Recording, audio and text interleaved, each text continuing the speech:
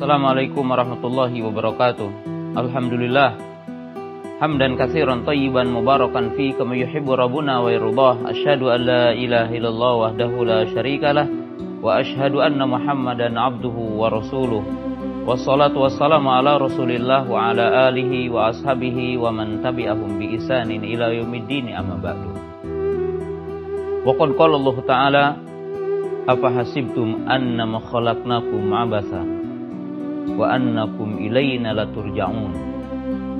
Pemirsa kaum muslimin yang dirahmati Allah Subhanahu wa taala, Allah Subhanahu wa taala menciptakan kita dengan satu tujuan dan hikmah yang sangat agung, yaitu untuk diperintah. Oleh sebab itu Allah Subhanahu wa taala menjelaskan di dalam ayat yang tadi, apa hasibtum annama khalaqnakum abasa? Apakah kalian menyangka bahwa kami menciptakan kalian sia-sia, tanpa diperintah, tanpa dilarang, dan tidak diperintahkan untuk mengabdi kepadanya?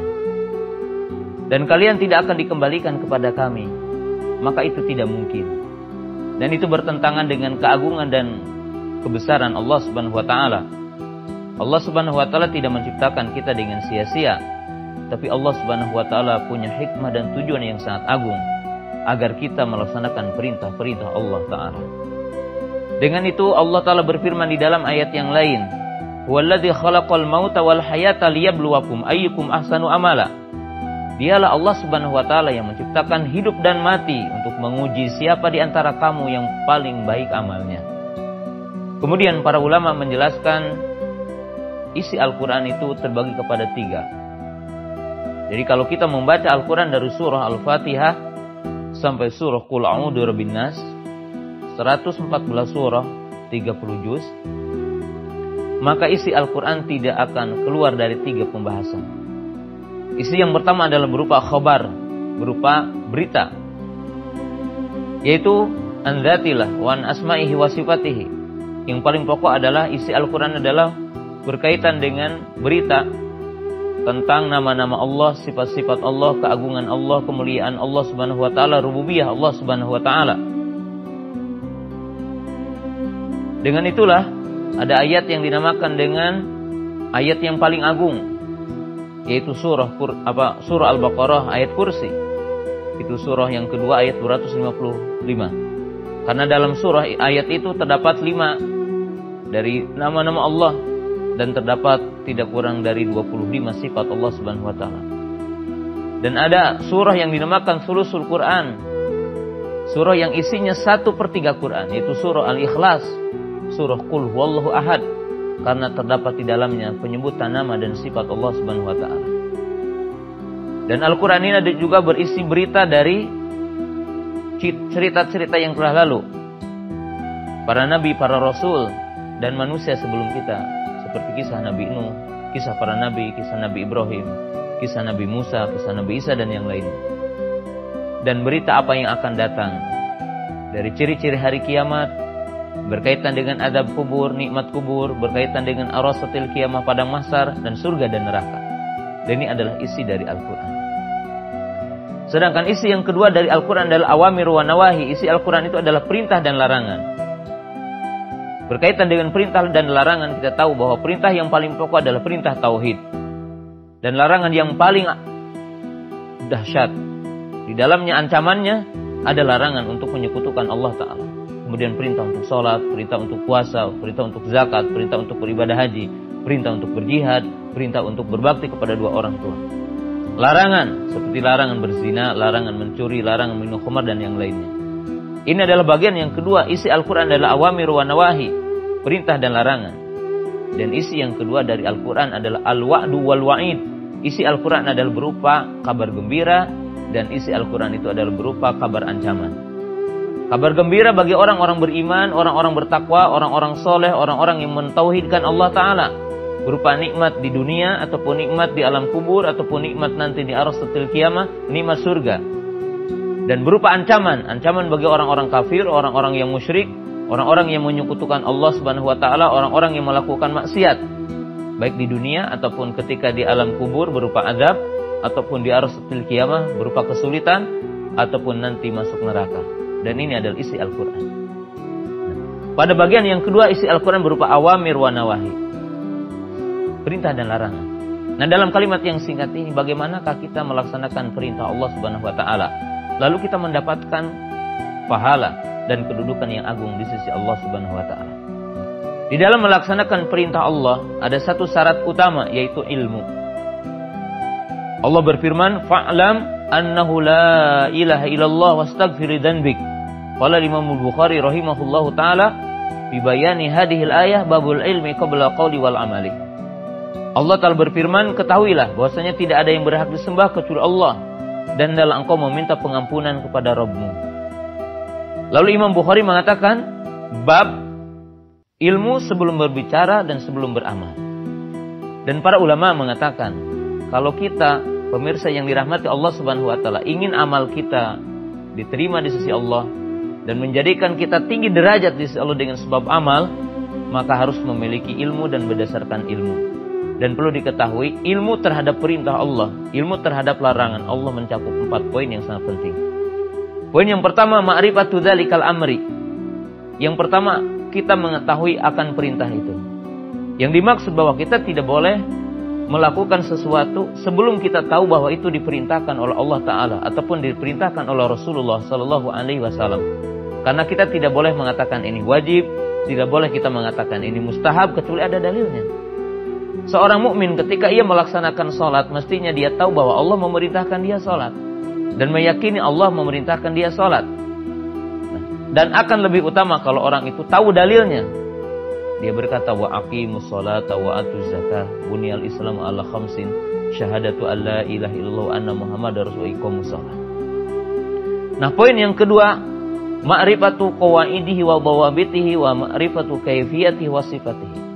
Poin yang kedua adalah poin yang sangat penting. Setelah kita tahu Allah memerintah kita sesuatu perintah itu, maka ada kaidah yang kedua dalam melaksanakan perintah Allah. Itu apa? Kita tahu tentang batasannya, kaidahnya, kemudian bagaimana kaifiyahnya, bagaimana sifatnya. Karena banyak di antara kaum muslimin hari ini yang tahu perintah Allah tetapi tidak tahu bagaimana melakukannya, sehingga sesat dan keliru. Kalau kita diperintahkan sholat, maka kita harus tahu bagaimana sholat itu. Kalau kita diperintahkan wudu, maka kita harus tahu bagaimana kaifiyah wudu, tata cara wudu. Maka dengan itu Nabi SAW mengatakan tentang wudu, man tawaddo'a nahwa wudu'i hada. Siapa yang berwudu seperti wuduku ini. Sallu kama ra'aitumuni usolli, salatlah kamu sebagaimana aku salat. Khudu'ani manasikakum, ambillah tata cara aku menunaikan ibadah haji. Jadi berhajilah sebagaimana engkau melihat aku menunaikan ibadah haji. Dan banyak kaum muslimin yang hari ini tahu perintah Allah, tahu Allah memerintah salat, tahu Allah memerintahkan kita berwudu, tahu Allah Ta'ala memerintahkan kita menunaikan zakat, tetapi sangat sedikit umat Islam itu yang ingin belajar bagaimana. Dan kita tahu sekarang banyak orang-orang pemuda-pemudi yang memproklamirkan berjihad. Sehingga apa yang terjadi bukan jihad, tetapi kerusakan. Seperti yang kita tahu hari ini, terorisme, kekerasan diatasnamakan jihad. Kenapa? Karena mereka tahu Allah memerintah jihad, tetapi mereka tidak tahu bagaimana berjihad yang benar. Dengan siapa kita berjihad, kapan kita berjihad, bagaimana syaratnya kita berjihad. Ini yang tidak banyak diketahui oleh kebanyakan kaum muslimin hari ini.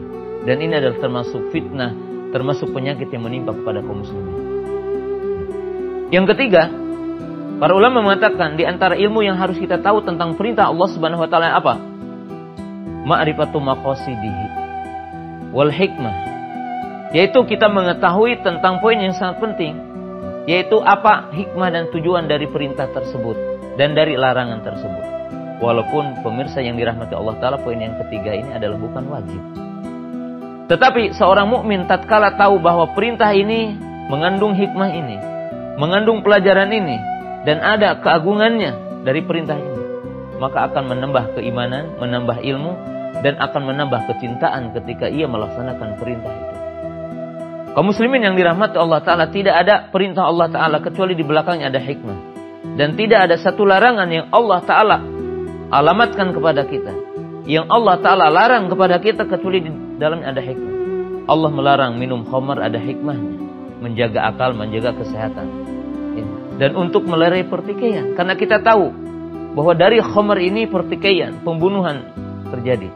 Maka ada dalam sebuah kisah seseorang yang dikisahkan, itu seorang yang dianggap soleh.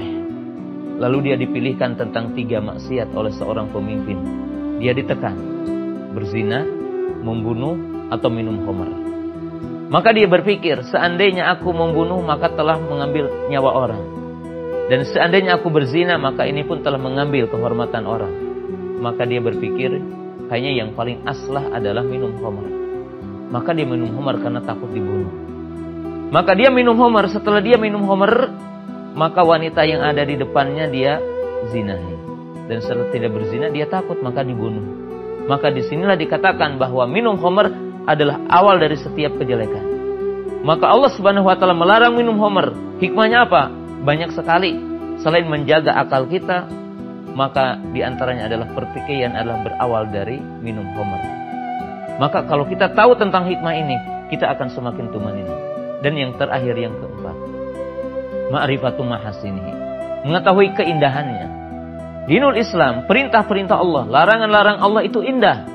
Dan apabila orang mengetahui keindahannya dari apa yang Allah Ta'ala perintahkan kepada kita, dan dari larangan yang Allah Ta'ala larang kepada kita, maka kita akan semakin tumanina. Dan semakin kita merasa nikmat melaksanakan perintah-perintah Allah Subhanahu wa Ta'ala. Dan dalam kalimat yang singkat ini, saya ingin mengakhiri dengan satu kalimat. Bahwa kenapa para sahabat ridwanullahi ta'ala alaihim, mereka merasa nikmat ketika melaksanakan perintah-perintah Allah. Dan mereka merasa tumanina, merasa nyaman, dan sabar dalam melaksanakan perintah Allah Subhanahu wa Ta'ala. Karena berkumpul tentang 4 syarat yang tadi, 4 poin yang tadi. Kita hari ini sebagai muslim, sebagai mukmin, senantiasa merasa berat dan senantiasa merasa tertekan ketika melaksanakan perintah Allah, ataupun kita menjauhi larangan-larangan Allah Subhanahu wa Ta'ala, karena kita belum merasakan nikmatnya, ladzahnya. Oleh sebab itu jamaah yang dirahmati Allah Ta'ala, para ulama mengatakan, al-ladzah takunu bil ilmi. Kenikmatan sebenarnya adalah kembali kepada ilmu, kepada sesuatu itu.